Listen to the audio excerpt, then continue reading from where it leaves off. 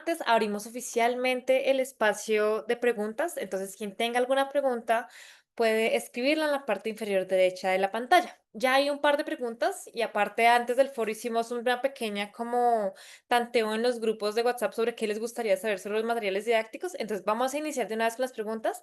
Hay algunas que serán para los tres panelistas ya que pues son generalizables, pero hay algunas que como cada panelista trató tipos muy diferentes de materiales didácticos, pues algunas estarán, digamos, dirigidas un poco de manera más específica. En cuanto a una pregunta para los tres panelistas es, perdón, sí, digamos, una de las asistentes, Arevalo, estaba mencionando, hizo un comentario sobre cómo esos materiales didácticos pueden ayudarnos mucho en este momento de, digamos, hacer un acercamiento a ciertos conceptos en matemáticas. Y creo que hay mucho el pensamiento de que los materiales didácticos están, digamos, pensados solo para esta primera etapa de acercamiento a un concepto. Quería preguntar sobre su experiencia en los diferentes materiales didácticos que conocen y han utilizado con sus estudiantes o en sus investigaciones. ¿Qué opinan sobre el uso de materiales didácticos para las diferentes etapas en el aprendizaje? Por ejemplo, para la etapa de generalización, de práctica u otras. Entonces, quien quiera de pronto comenzar, puede encenderse el micrófono y hablar. Mm. Sí, sí, son propicios para distintas etapas. Es cierto que a veces una de estas cuestiones marginales del que hablábamos, intermitentes, es decir, bueno, mientras vamos arrancando un poquito, vamos bien, y después lo desechamos, ¿no? Después volvemos a la clase tradicional. Bueno, ahora sí empieza la clase. Esa, esa cuestión. Entonces, puede estar en distintas etapas y sobre todo la etapa de evaluación, incluso, o instancias de, bueno, recapitulación, puesta en común para integrar distintas unidades. El hecho de que tengan que elaborar un recurso, los estudiantes ahí ponen, hacen una puesta en común, incluso pueden proponer consignas y también respuestas, otros grupos, y lo van cruzando y entre los mismos estudiantes se coevalúan. Ahí, digamos, va a depender un poco cómo lo articulamos y los momentos. Puede ser para introducir, para desarrollar y hasta incluso para instancias de puesta en común y evaluación. Pero es que, digamos, qué intencionalidad docente, cómo lo articulamos, los tiempos y qué protagonismo vamos dando a los estudiantes. Entonces eso sí lo vamos decidiendo como docentes, con los equipos con los que trabajamos. Estas actividades vienen muy bien también articular con, por ejemplo, si fuese un departamento de matemática en una escuela, o al menos si son varios docentes de distintas divisiones del mismo año. Entonces ahí se va manejando, pero la diversidad sí es amplia, es amplia. Muchas gracias, profesora Natalia. ¿A alguno le gustaría de pronto complementar? Anel Cruz. Bueno, por ejemplo, en el caso de las simulaciones FED, tenemos tres tiempos que al fin y al cabo está basado en la indagación, que es el prelaboratorio, el laboratorio y el poslaboratorio. Y entonces, justo dependiendo de la fase, es el uso de la simulación. Por lo general, el laboratorio es donde la simulación tiene mayor peso y el prelaboratorio es como comenta la maestra, dependiendo del tema y del contexto. Por ejemplo, puede ser la simulación utilizada como ideas previas para conocer sus ideas previas al respecto de esa área de matemática, pero podemos utilizar a lo mejor algo extra para poder complementar la simulación. Por ejemplo, hay una simulación sobre funciones matemáticas donde explora, pues, qué es una función a través de imágenes. Entonces, justo en semáforo, muchas mamás no conocían el concepto de simetría.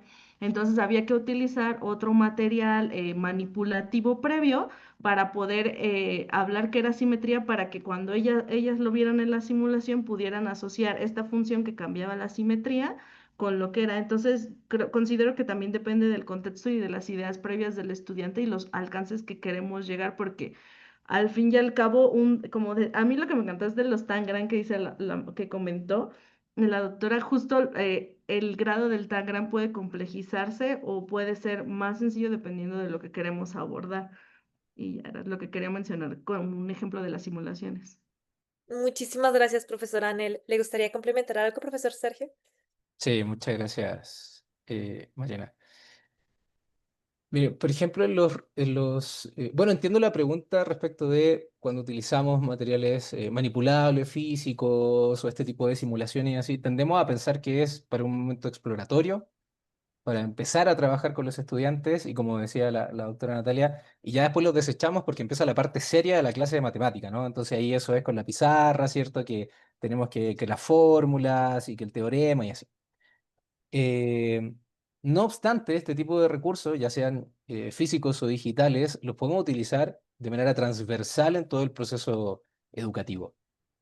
Por ejemplo, en mi investigación de doctorado, particularmente yo trabajo con las construcciones geométricas en estos ambientes digitales o dinámicos, y yo utilizo GeoGebra, ¿cierto? O sea, el software GeoGebra lo utilizo desde que comenzamos hasta que terminamos.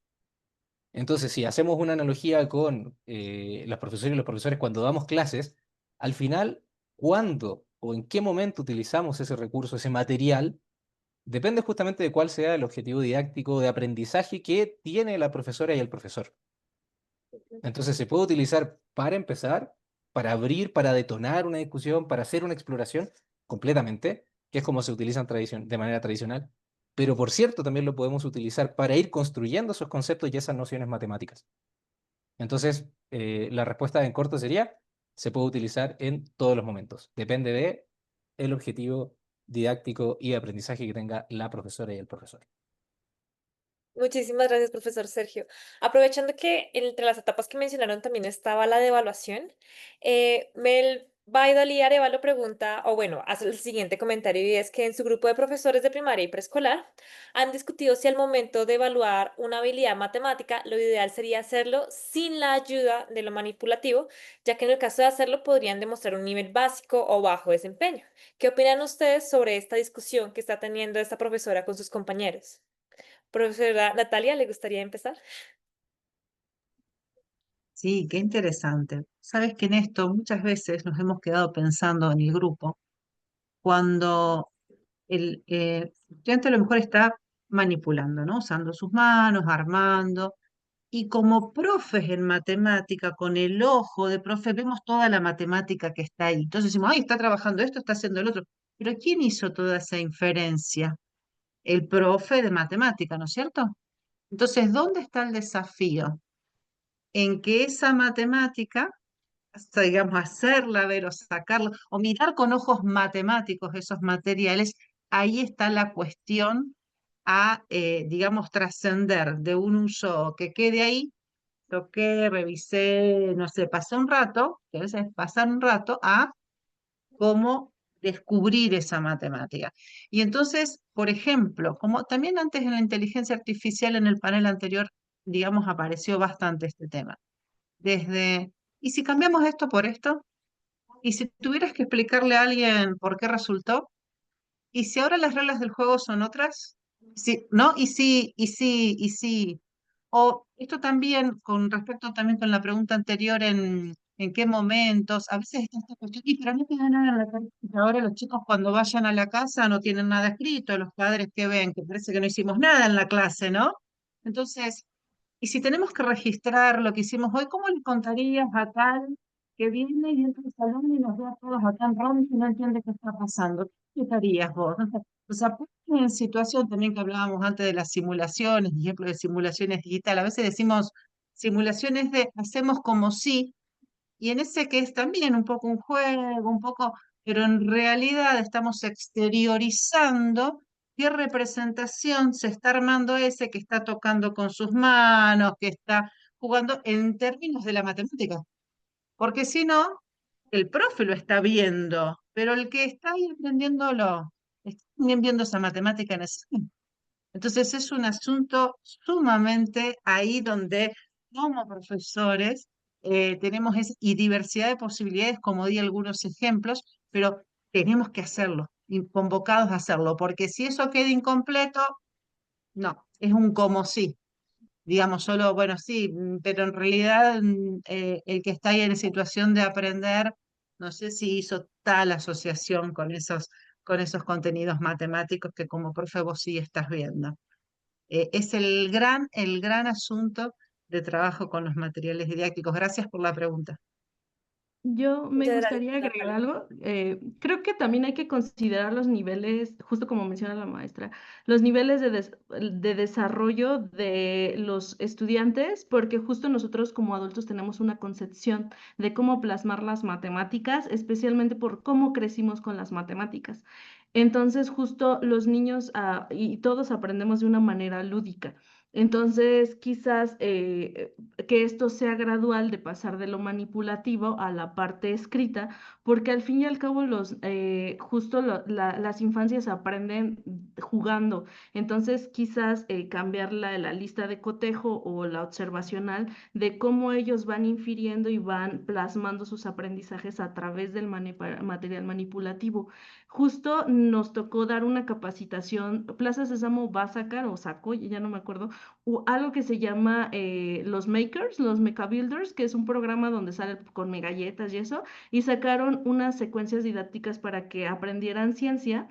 Y justo la propuesta se llama indagación lúdica, donde a partir del material manipulativo y esta experiencia, los niños incorporarán habilidades del pensamiento científico. Y la evaluación no era como tal rigurosa como nosotros lo pensamos, o sea, escrita como lo hacíamos antes, sino que ellos le escribían una carta o un audio al come galletas de todo lo que habían aprendido, y el trabajo de la docente era como, ay, ¿por qué lo dijiste? ¿Y cómo lo hiciste? ¿Y cómo lo representarías? Entonces, de esa manera les permitimos de manera gradual pasar de lo que hicieron de manera manipulativa a una parte escrita.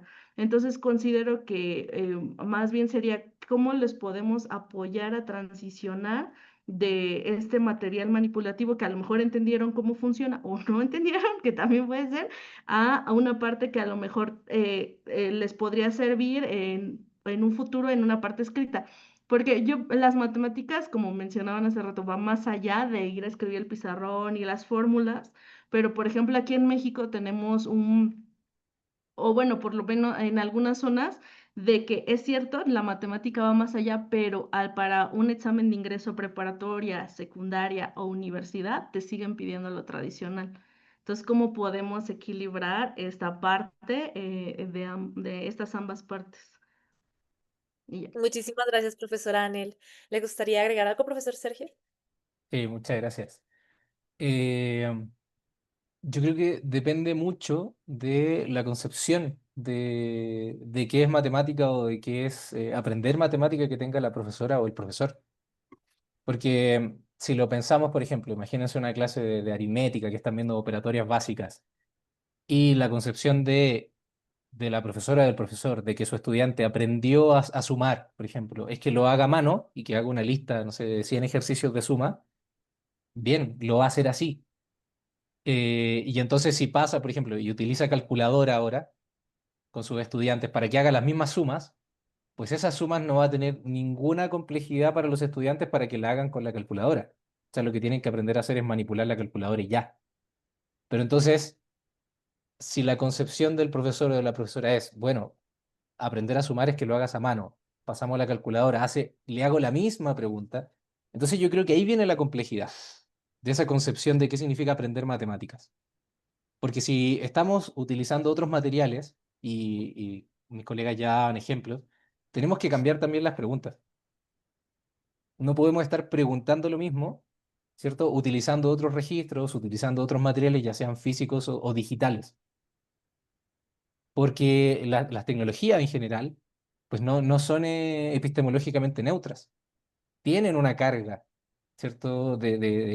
Justamente epistemológica, de que el estudiante pueda construir su propio conocimiento. Entonces, yo ahí diría que ¿estás preguntando lo mismo? Si utilizas material manipulable o digital, ¿estás preguntando lo mismo que les preguntabas cuando hacías tus exámenes o tus guías solo con lápiz y papel? Si la respuesta es sí, y lo digo ahí de manera muy responsable, pues estás en un error. Entonces, más que poner en duda si los materiales son buenos, no son buenos, si son buenos para las evaluaciones, ¿cuál es tu concepción de qué significa aprender matemáticas? Y si estás cambiando los materiales que utilizas, necesitas también cambiar las preguntas. Muchísimas gracias, profesor Sergio. Se tiende a creer mucho de que hay ciertos tipos de materiales manipulativos asociados a ciertos grados, ¿no? Como que los niños en primera infancia y primaria utilizan materiales manipulativos, que cuando ya están un poquito más avanzados en los grados, entonces ya ahí sí utilizan son los materiales de pronto un poco más digitales como los que mencionaba la profesora Anel de simulaciones, y que cuando ya llegan a sus últimos años del colegio, cuando están viendo funciones, entonces lo que se utiliza de materiales, por ejemplo, GeoGebra.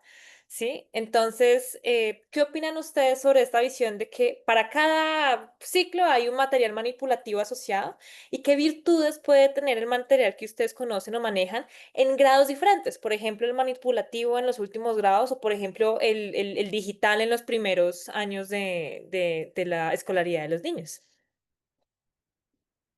Profesor Sergio, ¿le gustaría empezar de pronto con su aporte? Sí, sí, sí, muchas gracias.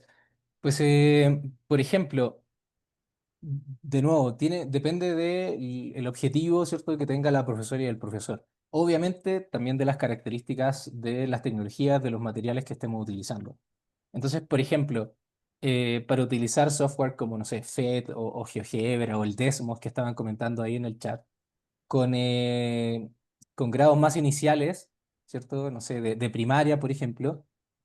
Quizá va a ser un poco difícil la manipulación si la hacemos a través del mouse, con el computador, pero actualmente pues ya contamos con tabletas o tablets, ¿cierto? Como les digan, donde los estudiantes pueden estar ahí manipulando con sus deditos y ya incluso hay un montón de investigaciones que trabajan eso. Entonces, ¿pueden utilizar FET, pueden utilizar Desmos, GeoGebra los estudiantes de primaria? Sí, completamente. Incluso hay un montón de recursos ahí en los repositorios que les mostré para esos grados. Solo que yo pondría como pondría el acento en, bueno, qué tipo de tecnologías estamos utilizando con estos niños. Yo recomendaría tratar de utilizar pues, las tabletas, que es algo mucho más cercano a pues, sus procesos de desarrollo cognitivo. Muchísimas gracias, profesor Sergio. Profesor Anel, creo que vi que había encendido Ah, su micrófono. sí. ¿Le gustaría decir algo? Justo, creo que el material manipulativo también debería o podría adaptarse a contexto, a grados más altos, porque una de las grandes, creo, pérdidas de la educación es perder el juego a través de los grados escolares. Se juega mucho en preescolar y en primaria, a veces, no siempre, depende obviamente del entorno educativo, se pierde el juego a través de la secundaria y la prepa. Y justo es alguna de las propuestas de educación imaginativa, nunca dejamos de imaginar ni de jugar. Entonces, y creo que también es ayudarle a los adolescentes hoy en día que están tanto tiempo en el celular a desconectarse y poder otra vez recuperar esta cuestión sensorial y táctil del aprendizaje de las matemáticas. Aquí le decimos en México, en una loquera que me dio, porque quería aprender más sobre enseñanza en contextos no convencionales, me metí de gestora ambiental. Yo sé que esto es chisme, pero justo para aprender como otros contextos. Y también los adultos, porque trabajamos con adultos de arriba de 50 años la mayoría de veces, disfrutan mucho el juego. O sea, es un momento donde ellos pueden relajarse y desestresarse. Entonces considero, como menciona, sí adaptarlo, sí ir al objetivo de aprendizaje y de enseñanza que queremos, pero pues sí se pueden ajustar a los diferentes contextos, siempre y cuando tengamos muy claro qué queremos y qué queremos abordar con ellos, ¿no? Porque si solo damos el material y que jueguen, pues realmente sería más una manualidad que todo un proceso de aprendizaje. Muchísimas gracias, profesora Anel. Profesora Natalia, ¿le gustaría complementar algo? Sí. Es cierto, está muy generalizado, suele ser esa lo recurrente, ¿no? Y coincido con las opiniones de los colegas, así como a veces, porque están todo el día con la computadora, saben usar la computadora, no sé, con los programas que vamos a trabajar en matemática, o esto me ha pasado incluso en primera persona, ¿no? De proponer, pero ¿qué crees, Natalia? En la universidad, ¿no? De trabajar que estamos en la primaria, en sala de infantes, ¿no? Y después, ¿no? De tener estudiantes grandes que estábamos incluso, bueno, de otras, no solo de profesorado en matemática, de ingeniería, y que nos poníamos a diseñar mandalas buscando las simetrías que también comentaban con algunos ejemplos los colegas. y de que pase el tiempo y prácticamente tener que echarlos porque no sé, de todos los diseños y cosas que hacían y vincularlo con el arte y cómo de grandes ponernos y tener que son, no sé si mitos, ¿no? O concepciones que tenemos, creencias. Entonces, haciéndolo, viviéndolo, de a poco, sosteniéndolo una vez, otra vez, ves que son es indistinto, o sea, también hay programas, podremos trabajar con computadoras, con diversidad de dispositivos, online o no, desde pequeños y al mismo, incluso muy pequeños, y también con manipulativos, las manos, haciendo, deshaciendo, cortando, teniendo que pegar algo, con grandes. Incluso tenemos experiencias en centros educativos donde a lo mejor funciona primaria y secundaria, ¿no? Escuelas grandes que los estudiantes de la secundaria, los más grandes, digamos, ¿no? De la secundaria, de los últimos años, diseñan y arman kits y souvenirs, o sea, con toda la matemática que tienen que poner para armarlo y explicarle el juego a quienes, a los más pequeños. O sea, son los propios estudiantes que lo elaboran, lo llevan y comparten un rato los grandes con los chicos y tienen que, digamos, prepararles las consignas, compartir con ellos. Entonces eso también tiene un valor de integrarlos y de revisar también a lo mejor contenidos que habían estudiado en otros años de la escolaridad, pero bueno, para armar esos juegos. Entonces, nada, podemos hacer las distintas combinaciones posibles, pero lo que marcabas es bastante generalizado en lo que a veces creemos. Así que bueno, a mostrar contraejemplos sería ahí, ¿no? De que es posible combinarlo de distintas maneras. Incluso con nuestros propios colegas a veces nos pasa. Muchas gracias, profesora Natalia. Ya para finalizar, o sea, aún quedan más preguntas, pero ya como la oportunidad de hacer una reflexión final de pronto cada uno, algo que fue en común de las tres presentaciones, más allá del tipo de material o recurso, es pues que los materiales y recursos tienen que tener un propósito. No se trata de traer un material porque sí o para de pronto que los niños tengan algo que hacer con las manos o con qué distraerse en una pantalla, sino que tiene que haber un propósito real detrás de ese material. Entonces, mi pregunta para todos es, ¿cómo es ese proceso de escoger cuándo, cómo se utiliza un material manipulativo para cierto concepto o tema en matemáticas? O escogerlo en el caso de la presentación del profesor Sergio, en este mundo de 1 millón de recursos abiertos, ¿cómo escojo aquel que es el adecuado para lo que quiero llevar a mi aula? Y dos, Liliana pregunta perdón, Fabricio pregunta que qué matemáticas se pueden abordar para crear materiales didácticos. Entonces cambio un poquito esta pregunta a, ¿hay temas que no se pueden abordar con el uso de materiales didácticos? Y ya, no sé de pronto quién quiera comenzar con esta intervención.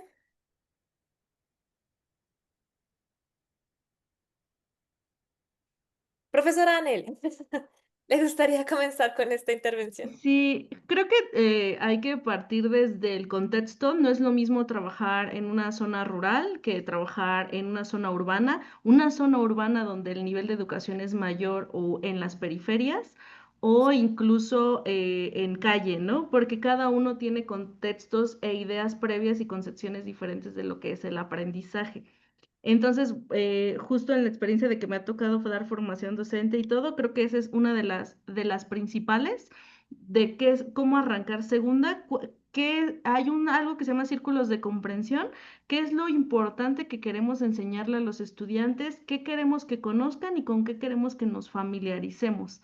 Y a partir de ese barrido, de esa temática que vamos a abordar, ahora sí podemos ir seleccionando cuáles son los materiales que vamos a utilizar, si manipulativo o, por ejemplo, con alguna simulación.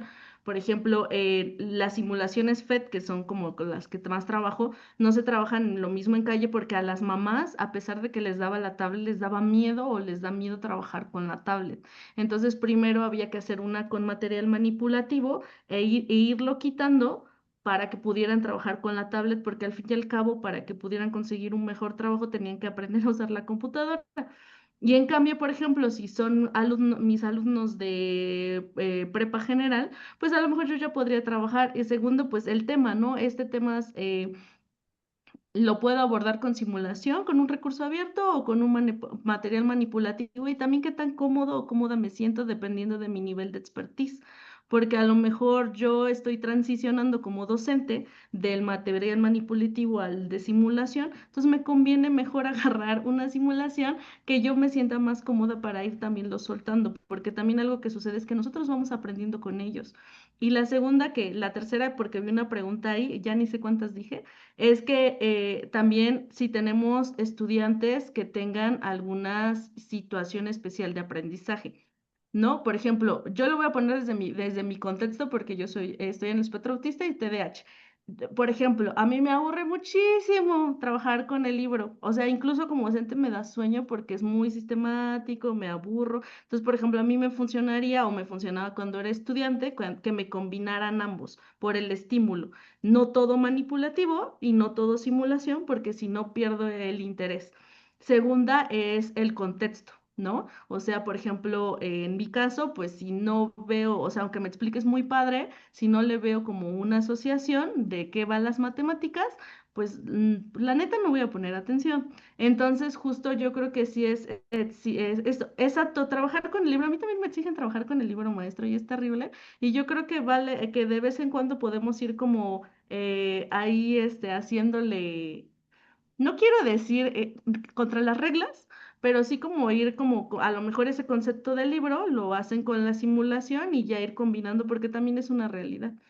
Y ya, gracias. Muchísimas gracias, profesora Anel. ¿Le gustaría continuar, profesora Natalia?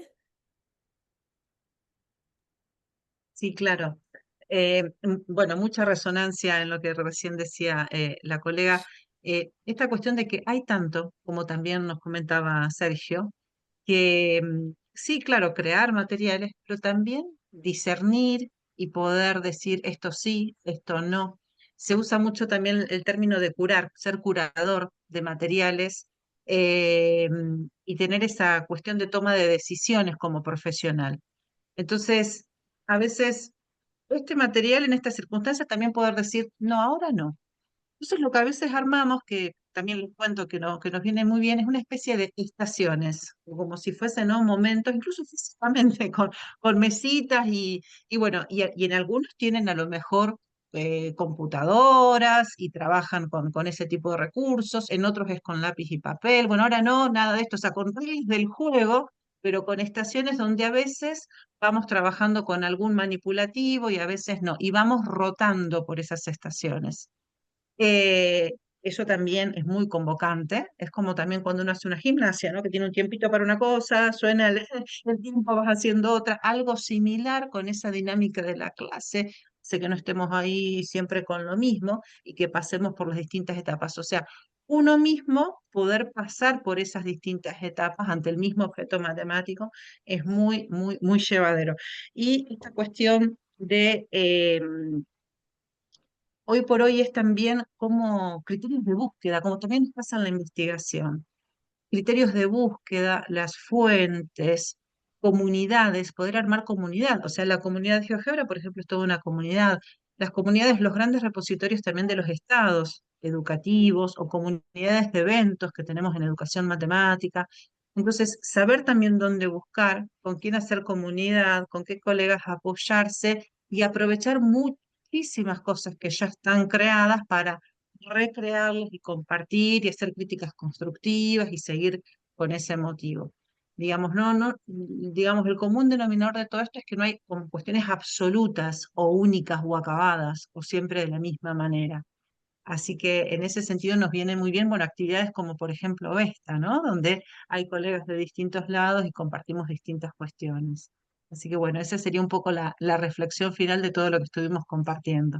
Gracias. Muchísimas gracias, profesora Natalia. Y finalmente, profesor Sergio, ¿le gustaría cerrar con su reflexión?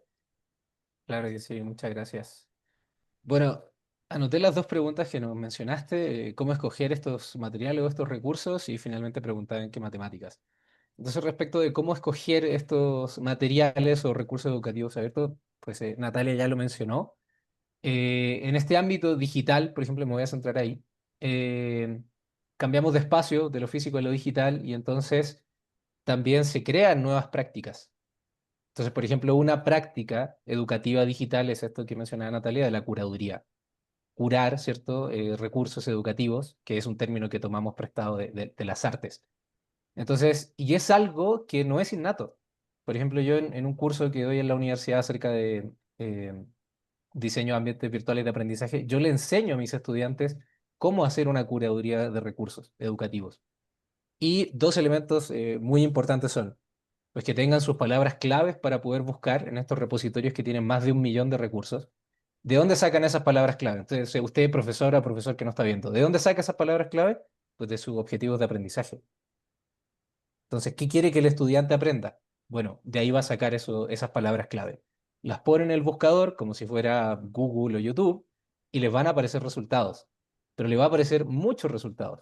¿Qué hace con esos resultados? Los tiene que ir revisando y los tiene que ir seleccionando. Para eso necesita criterios de selección. Ese es el segundo elemento. ¿Qué criterios de selección? Por ejemplo, que estén en español. O si usted puede acceder a alguno que esté en inglés y luego lo puede traducir, bueno, que esté en español y inglés, que esté matemáticamente correcto, ¿cierto? Usted va definiendo sus propios criterios de selección. Y ya luego con eso, pues los va seleccionando y como les decía en la presentación, los puede usar, los puede adaptar, ¿cierto? Los puede reutilizar, etcétera. Entonces, poner el acento en estas nuevas prácticas educativas digitales, ¿ok? Respecto de la pregunta de cómo escogemos los materiales. Y finalmente la pregunta de qué matemáticas podemos trabajar con este tipo de recursos o materiales. También me voy a centrar en el caso de lo digital y de lo que hacemos con GeoGebra. Yo en algún momento de la vida me sorprendía porque podemos trabajar cualquier tipo de matemática escolar. He visto recursos creados con GeoGebra desde, no sé, kinder, pre-kinder, pasando por todos los niveles educativos de la escuela o del colegio, e incluso matemática avanzada, viendo cosas de variable compleja, análisis numérico. Entonces, en términos de el contenido matemático de los conceptos matemáticos, con GeoGebra podemos trabajar todo. Ahora, ¿eso quiere decir que sea bueno trabajar todo con GeoGebra? Pues tampoco hay una respuesta absoluta. Aquí hago resonancia de lo que dice Natalia. No, no hay respuesta absoluta. Acá el criterio, ¿cierto?, de la profesora y del profesor va a ser lo que va a dirimir todo. Entonces, con eso me quedaría para cerrar la reflexión. Muchas gracias. Muchísimas gracias, profesor Sergio. Muchísimas gracias a todos. Muchísimas gracias, profesora Natalia. Muchísimas gracias, profesora Anel. Muchísimas gracias, profesor Sergio, por aceptar esta invitación. Qué panel tan enriquecedor, qué chévere que de pronto hayamos podido abordar el tema de materiales y recursos desde diferentes perspectivas, pensamientos, grados y todo en contextos. Entonces, muchísimas gracias por haber aceptado esta invitación. Como verán en los comentarios, constantemente la gente está agradeciendo por los temas, por el foro, por de pronto lo que habían estado aprendiendo durante ese momento. Muchas veces dejamos también de lado como lo básico, entre comillas, como el uso de materiales didácticos por las nuevas tecnologías que están apareciendo, pero pues por algo sigue siendo que algo que es de interés y que debemos llevar a nuestras aulas actualmente. Entonces, muchísimas gracias por este espacio. Voy a hacer un pequeño paréntesis para todos aquellos que de pronto tienen dudas sobre dónde encontrar las presentaciones y los videos. Entonces, la siguiente semana vamos a subir tanto al repositorio como a la página las presentaciones de cada uno de los panelistas, los videos de cada una de las charlas, los videos como tal de cada panel, los videos de la zona, de la parte de discusión. Y cuando tengamos esa página lista con todos, digamos, los recursos de producto del foro, vamos a enviarles a todos ustedes, junto con la constancia de asistencia, el enlace para que puedan acceder a ellos. Asimismo, en nuestras redes, en los grupos de WhatsApp y en, digamos, todos nuestros canales de comunicación con ustedes, podrán encontrar a partir de la siguiente semana, pues, estos recursos producto del foro. Entonces, muchísimas gracias. No sé si quiera agregar algo, profesor Pedro, como director de UD. Muchas gracias, Mariana. Lo primero y más importante, quiero agradecer y reconocer el trabajo de Mariana en la organización de este foro, que es muy duro, y toda la gestión que ella hace durante el foro, particularmente en su capacidad de recoger preguntas, organizarlas y poderlas proponer.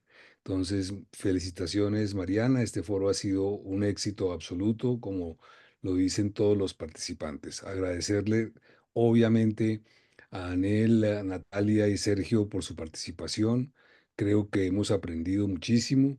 entre todos y pues saludar de nuevo a todos los colegas iberoamericanos que hoy nos han acompañado en este foro. Recuerden que nosotros seguimos teniendo nuestras reuniones virtuales y están siempre invitados a participar. Muchas gracias. Muchas gracias, que estén todos muy bien. De nuevo, muchas gracias a nuestros panelistas y que tengan muy buen fin de semana. Hasta luego. Chao, chao, gracias.